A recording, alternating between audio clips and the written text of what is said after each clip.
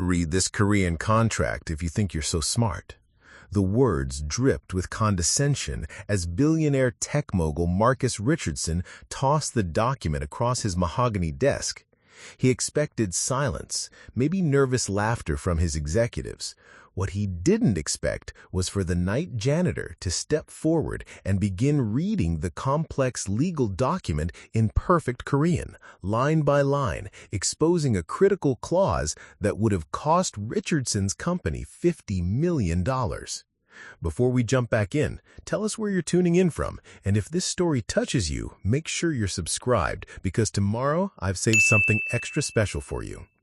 This is the story of how one man's assumptions about intelligence and worth were shattered in a single moment, and how an overlooked custodian changed the trajectory of a multi-billion-dollar deal forever. The 42nd floor of the Richardson Tower hummed with the kind of controlled chaos that only emerged during the final hours of a make-or-break negotiation. Floor-to-ceiling windows offered a commanding view of downtown Seattle, but Marcus Richardson hadn't looked outside in hours. His attention was laser-focused on the conference room where his executive team was preparing for what could be the most important meeting in TechFlow Industries' 15-year history. Marcus had built TechFlow from a garage startup into a $3.2 billion enterprise software company through a combination of brilliant strategic vision and an almost ruthless ability to identify market opportunities before his competitors. At 45, he was known throughout Silicon Valley as someone who could spot potential partnerships, acquisitions, and technological trends with uncanny accuracy. But tonight, he was facing something that made even his seasoned instincts uncertain. Sitting on his desk was a 127-page contract written entirely in Korean, representing a potential joint venture with Hanwha Semiconductor Solutions that could either catapult TechFlow into the global AI chip market or drain their resources in a costly failure. The Korean conglomerate was offering access to their cutting-edge neural processing technology, but the terms were buried in legal language so complex that even TechFlow's international law firm was struggling to provide definitive guidance. "Sir, the Koreans arrive in 30 minutes, announced Jennifer Walsh, her chief operating officer, as she entered her corner office. Her usually composed demeanor showed cracks of stress. "Our legal team is still working through sections 12 through 18 of the contract. The translation service says some of the technical clauses are using terminology they've never encountered." Marcus rubbed his temples, feeling the weight of the decision pressing down on him. 6 months of preliminary negotiations had led to this moment. Hanwha CEO Park Jin-woo was flying in personally with his technical team, expecting either a signed agreement or a clear rejection. There would be no second chances, no requests for additional time to review terms. The stakes couldn't be higher. TechFlow's current processor technology was falling behind competitors like NVIDIA and Intel. Without a breakthrough into AI-specific chips, the company risked becoming irrelevant within 5 years. But the Korean contract contained provisions that his legal team couldn't fully decipher, creating the possibility of hidden obligations that could prove catastrophic. "What's our best guess on the problem sections?" Marcus asked, pulling up the digital version of the contract on his tablet. "Section 15 seems to deal with intellectual property sharing, but the translation is ambiguous about whether we're licensing their technology or entering into some kind of joint ownership arrangement. Section 17 discusses performance benchmarks, but we can't determine if the penalties for missing targets are financial or if they include restrictions on our ability to work with other chip manufacturers." Marcus felt his frustration building. He prided himself on understanding every aspect of deals before committing his company's resources. The idea of signing a billion-dollar agreement with unclear terms went against every instinct that had made him successful. "And our Korean language consultants? We hired 3 different translation services. They're giving us inconsistent interpretations on the critical sections. The problem isn't just language, it's that this contract combines Korean legal terminology with highly technical semiconductor jargon. None of our translators have expertise in both areas." The irony wasn't lost on Marcus. TechFlow had conquered markets across Europe, established partnerships in Japan, and successfully navigated complex deals in dozens of countries. But this single document in Korean was threatening to derail the most important expansion in the company's history. His phone buzzed with a text from David Kim, his VP of Business Development. Legal says they need at least 48 more hours to feel confident about the contract interpretation. Park's team expects an answer tonight. Marcus stood and walked to his window, gazing out on the Seattle skyline. Somewhere in those buildings were dozens of other tech companies who would kill for the opportunity he was contemplating walking away from. But rushing into an agreement he didn't fully understand could be even more dangerous than missing the opportunity entirely. The elevator chimed in the hallway outside his office, followed by the sound of voices speaking rapid Korean. Park Jin-woo and his delegation had arrived early. "They're here," Jennifer observed, unnecessarily. "What do you want me to tell them?" Marcus made a decision that felt like professional suicide. "Bring them to conference room A. I'm going to be honest about our situation. Maybe they'll agree to a 48-hour extension." But even as he said it, Marcus knew Park wouldn't wait. Korean business culture valued decisiveness and preparation. Asking for more time would signal weakness and likely end the negotiations permanently. 20 minutes later, Marcus found himself seated across from Park Jin-woo, a thin, precise man in his early 60s, whose reputation for brilliant strategic thinking was matched only by his impatience with partners who couldn't keep pace with his rapid decision-making style. Park's team included his chief legal counsel, 2 semiconductor engineers, and a financial analyst, all impeccably dressed and projecting the confidence of people who had prepared thoroughly for this moment. "Mr. Richardson," Park began in accented but clear English, "I understand you have reviewed our proposal. Are you prepared to proceed?" Marcus felt the weight of his entire executive team's eyes on him. Jennifer sat to his right, along with David Kim and CFO Robert Chen. Their expressions conveyed a mixture of hope and barely controlled anxiety. "Mr. Park, I want to be direct with you. Your technical proposal is exactly what TechFlow needs to compete in the AI chip market. The financial terms are fair, but I'm concerned that our legal team hasn't been able to provide definitive guidance on several sections of the contract." Park's expression remained neutral, but Marcus caught a slight tightening around his eyes. "Which sections?" "Primarily 15 and 17. The intellectual property sharing arrangement and the performance benchmark penalties. Our translation services are giving us conflicting interpretations." One of Park's advisors leaned over and whispered something in Korean. Park nodded, then addressed Marcus directly. "Mr. Richardson, we have spent considerable time preparing this agreement. The terms are standard for partnerships of this magnitude in Korea. If TechFlow is not prepared to proceed, perhaps we should explore other options." The threat was politely delivered but unmistakable. Marcus felt the deal slipping away, along with TechFlow's best chance at remaining competitive in the rapidly evolving tech landscape. It was at that moment that Marcus noticed something he hadn't paid attention to before. During their conversation, the conference room had been quietly maintained by building staff. A man in custodial uniform had been emptying trash bins and wiping down surfaces with practiced efficiency, moving so unobtrusively that he had become essentially invisible to the high-powered executives focused on their billion-dollar negotiations. Marcus's frustration reached a breaking point. The combination of his legal team's uncertainty, Park's implicit ultimatum, and the presence of a contract that could make or break his company's future created a moment of reckless impulse. He picked up the Korean contract, held it up, and made a statement that would change everything. "You know what? If this contract is so straightforward, if any reasonably intelligent person should be able to understand it, then maybe we're overthinking this."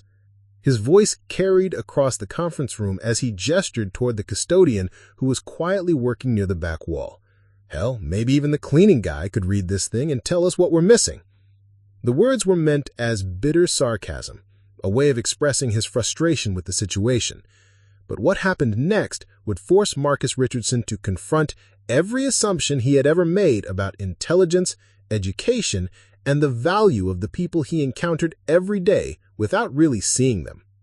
The custodian, a man Marcus had never bothered to notice despite seeing him in the building for months, quietly set down his cleaning supplies, walked over to the conference table and said in perfect, unaccented English, "If you'd like, Mr. Richardson, I'd be happy to take a look at that contract for you." The silence that followed was the kind that seems to stretch time itself. Every person in the conference room, from Marcus Richardson to Park Jin-woo's entire delegation, turned to stare at the man in the custodial uniform who had just volunteered to interpret a complex Korean semiconductor contract. Marcus felt his face flush with embarrassment. His sarcastic comment had been a moment of unprofessional frustration, and now this employee was either calling his bluff or setting himself up for public humiliation. Either scenario would make an already delicate negotiation even more awkward. "I'm sorry," Marcus began, trying to recover some dignity. But the custodian, a compact man in his early 30s with intelligent eyes behind wire-rimmed glasses, was already extending his hand toward the contract. "Really, Mr. Richardson, I understand Korean quite well. If you're having trouble with specific sections, I might be able to help clarify the language." Park's expression shifted from polite confusion to sharp attention. He said something rapid in Korean to his legal counsel, who responded with what sounded like a question. Park's eyes narrowed as he studied the custodian more carefully. "You speak Korean?" Park asked in English, his tone neutral but probing. "Yes, sir," the custodian replied. Then switching seamlessly to Korean, he continued. "I lived in Seoul for several years and studied at Yonsei University. I'm familiar with both business Korean and technical terminology." The Korean delegation exchanged glances that Marcus couldn't interpret. Park leaned forward slightly, his attention now fully focused on this unexpected participant in their high-stakes meeting. Marcus's mind raced as he tried to process what was happening. This was Thomas Chen. He'd finally bothered to check the name tag, a man he'd passed in hallways hundreds of times without a second thought. Someone who emptied his trash, cleaned his windows, and maintained the building while Marcus and his executives conducted their important business. But Thomas was speaking Korean with what sounded like native fluency, discussing complex topics with Park's team as if he belonged in their conversation. The cognitive dissonance was jarring. How could someone working as a custodian possess this level of linguistic sophistication? "Mr. Chen," Marcus said, reading the name tag and feeling strange about using formal address for someone he'd never properly acknowledged before. "I appreciate the offer, but this is a very complex legal document with significant financial implications." Thomas nodded respectfully. "I understand your concern, Mr. Richardson, but if your legal team is struggling with the interpretation, perhaps a different perspective might be helpful. I promise I won't touch anything. I can simply read the sections that are causing confusion and provide my understanding of the language." Jennifer Walsh, Marcus's COO, leaned over and whispered urgently, "Marcus, this is highly irregular. We can't have building maintenance staff involved in confidential negotiations." But Park Jin-woo had been listening to this exchange with growing interest. He addressed Thomas directly in Korean. "What did you study at Yonsei University?" "International business and Korean literature," Thomas responded in Korean. "I wrote my thesis on cross-cultural communication challenges in technology transfer agreements between Korean and American companies." The response clearly surprised Park. He turned to his legal counsel and spoke rapidly in Korean. Marcus caught the word Yonsei and what sounded like impressive, but the rest was incomprehensible to him. "Mr. Richardson," Park said, turning back to Marcus, "if this gentleman studied international business at Yonsei, particularly focusing on Korean-American technology agreements, he may indeed be qualified to assist with interpretation. Yonsei is one of Korea's most prestigious universities." Marcus felt the situation spiraling beyond his control. The most important negotiation in his company's history was now apparently depending on input from a janitor, albeit one with apparently impressive educational credentials. But why would someone with a degree from a prestigious Korean university be working in building maintenance?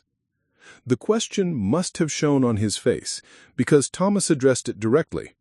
"Mr. Richardson, I know this seems unusual. I'd be happy to explain my background, but perhaps we should focus on the contract first. Mr. Park and his team have traveled a long way, and I understand time is a factor." Thomas's professional demeanor and clear understanding of the business context only added to Marcus's confusion. This man wasn't just linguistically capable, he understood the dynamics of international negotiations and was showing more awareness of the situation's urgency than some of Marcus's own executives. Park made a decision that surprised everyone. "Mr. Richardson, I would like to hear what Mr. Chen has to say about sections 15 and 17. If he studied these types of agreements academically, his perspective could be valuable." Marcus looked around the conference table at his executive team. Jennifer appeared uncomfortable with the irregularity of the situation. David Kim looked curious. Robert Chen seemed fascinated by the unexpected turn of events. The Korean delegation was watching intently, clearly interested in what Thomas might reveal. "All right," Marcus said, feeling like he was stepping off a cliff. "Mr. Chen, if you're willing to help, we'd appreciate your insight into those specific sections." Thomas approached the conference table with quiet confidence. Marcus slid the contract across to him, noticing for the first time that Thomas moved with careful precision as someone accustomed to being in professional environments, not just cleaning them. "May I?" Thomas asked, gesturing toward an empty chair at the table. The question highlighted the absurdity of the moment. Marcus was about to invite a custodian to sit at a conference table where billion-dollar decisions were made. But given the circumstances, refusing seemed even more ridiculous than accepting. "Please," Marcus said, indicating the chair. Thomas sat down, opened the contract to section 15, and began reading silently. His lips moved slightly as he processed the Korean text, his expression growing increasingly thoughtful. After several minutes, he looked up. "I see why your legal team is having difficulty with this section. The language is deliberately ambiguous, which is common in Korean business contracts when the parties want to maintain flexibility for future negotiations." He turned to Park and spoke in Korean. "The intellectual property clause uses the term 공동 소유권, which could mean either joint ownership or shared usage rights depending on the context of the implementation agreement that would follow." Park nodded and responded in Korean. Thomas listened carefully, then turned back to Marcus. "Mr. Park is clarifying that Section 15 establishes shared usage rights, not joint ownership. TechFlow would have access to Hanwha's neural processing technology for specific applications, but Hanwha retains full ownership of the underlying intellectual property. Your company would gain the right to integrate their chips into your software solutions and market the combined product, but you couldn't license the chip technology to third parties." Marcus felt a surge of relief. This interpretation was far more favorable than the joint ownership scenario his legal team had worried about. But he needed to understand Section 17 before making any decisions. "And the performance benchmarks in Section 17, Marcus asked. Thomas turned to that section and studied it carefully. His expression grew more serious as he read. After several minutes, he looked up with concern in his eyes. "This section is more problematic," he said. "The penalties for missing performance targets are quite severe.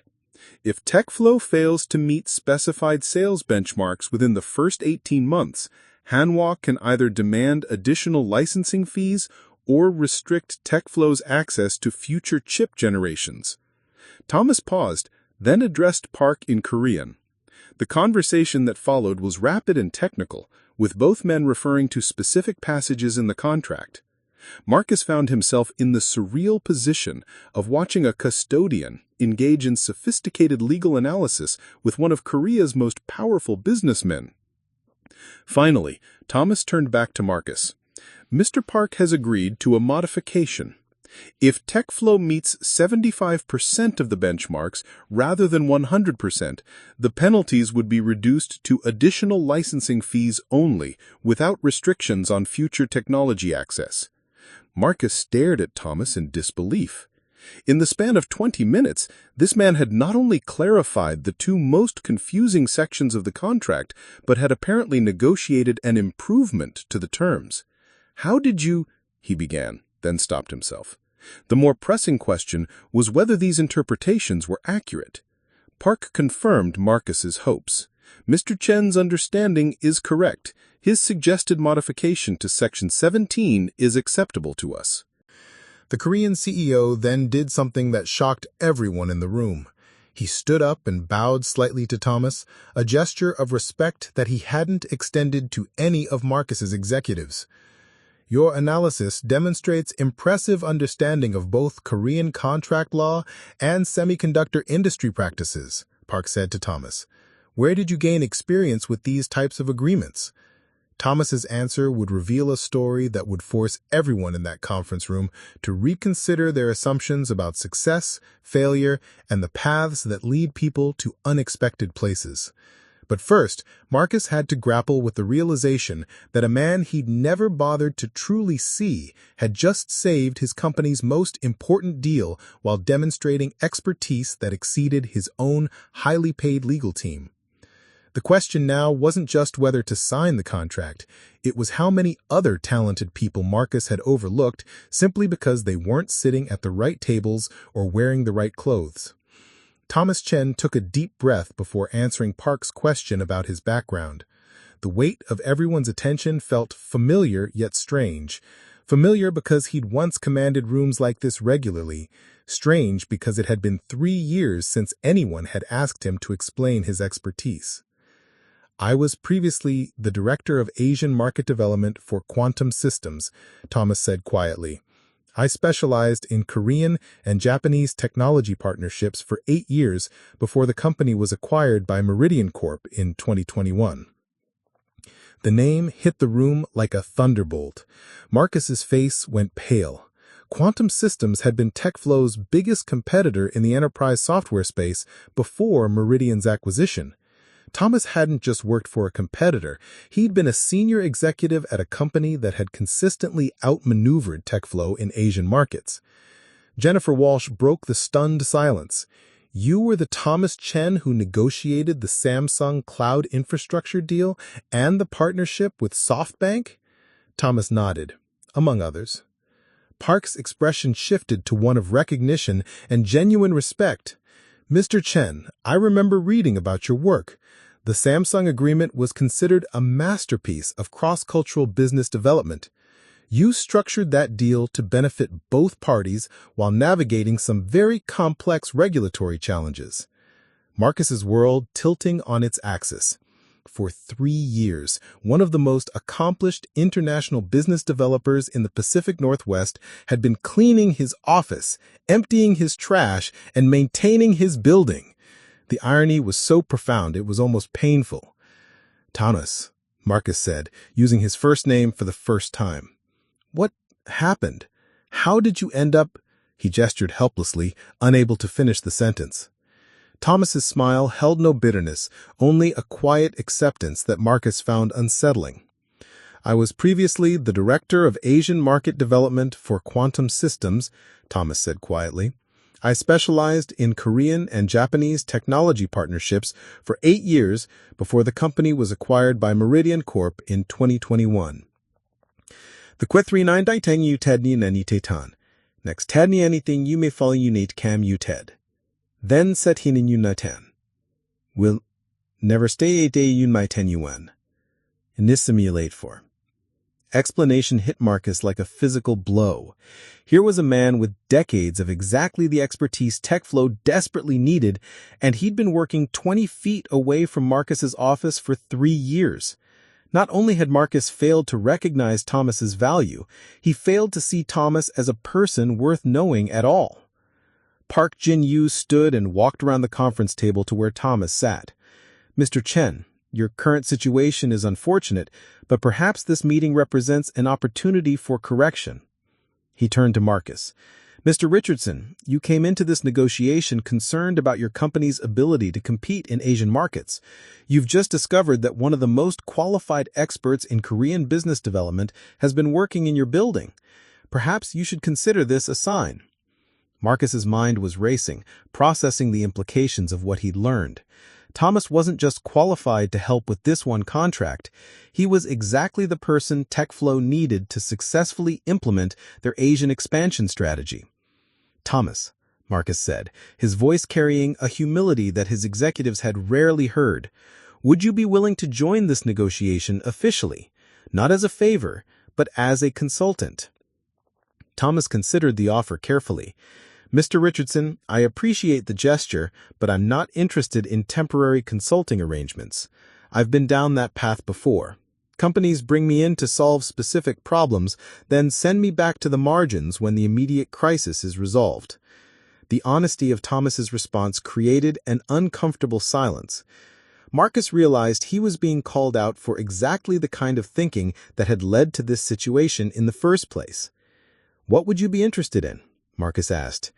A real position, Director of Asian Markets, with the authority and resources to build proper relationships in Korea, Japan, and China. TechFlow has been trying to expand internationally for 5 years with limited success because you've been approaching Asian markets with American business strategies. Thomas stood and walked to the whiteboard at the front of the conference room. May I show you something? Marcus nodded, fascinated by the transformation he was witnessing. The quiet, invisible custodian had become a confident executive presenting business strategy. Thomas drew a simple diagram showing TechFlow's current market position versus its Asian competitors. Your company has superior technology in many areas, but you've been trying to compete on price and features alone.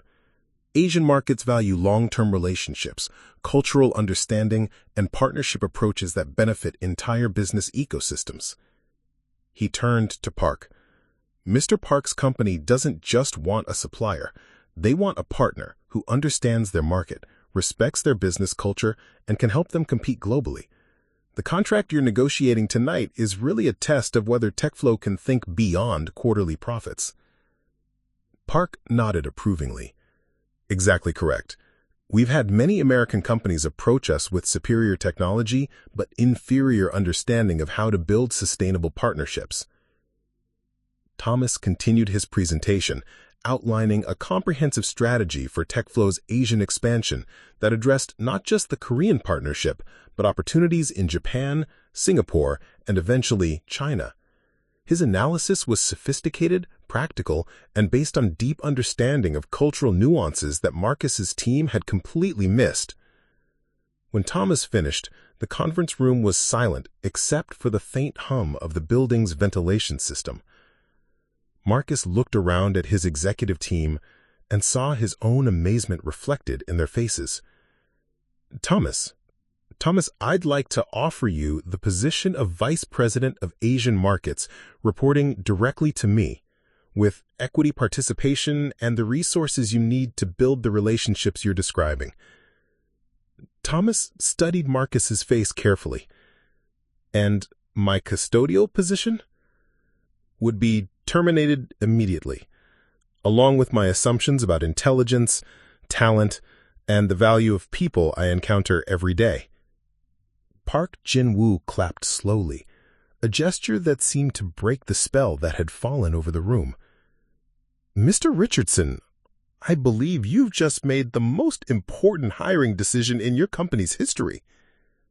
Thomas accepted the position on the spot. Within 2 hours, the Korean contract was signed with the modifications Thomas had negotiated. Within 6 months, TechFlow had established partnerships in 3 additional Asian markets under Thomas's leadership. Within a year, the company's Asian revenue had increased by 340%. But the most significant change wasn't in TechFlow's financial performance, it was in Marcus Richardson's approach to leadership. He instituted a policy requiring executives to spend time with employees at every level of the organization. He created formal pathways for recognizing expertise regardless of job titles. He established mentorship programs that connected senior leaders with promising employees in unexpected positions. The story of the custodian who saved a billion-dollar deal became legendary in Seattle's tech community. But Marcus never told it as a feel-good anecdote. Instead, he used it as a cautionary tale about the talent that gets overlooked when leaders become too comfortable with their assumptions about success and worth. 3 years later, Thomas Chen was promoted to Senior Vice President of International Markets.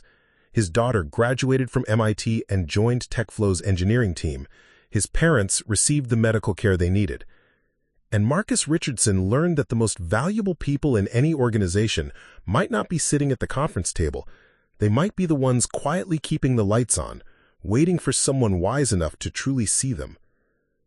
The Korean contract that started it all still hangs framed in Thomas's office, a reminder that expertise can be found in the most unexpected places, and that sometimes the most important conversations happen when we finally stop talking and start listening to the voices we've been trained to ignore. In the end, the millionaire didn't just learn to read a Korean contract. He learned to read the people around him with the respect and attention they had always deserved. Up next, you've got 2 more standout stories right on your screen. If this one hits the mark, you won't want to pass these up. Just click and check them out. And don't forget to like, subscribe, and turn on the notification bell so you don't miss any upload from us.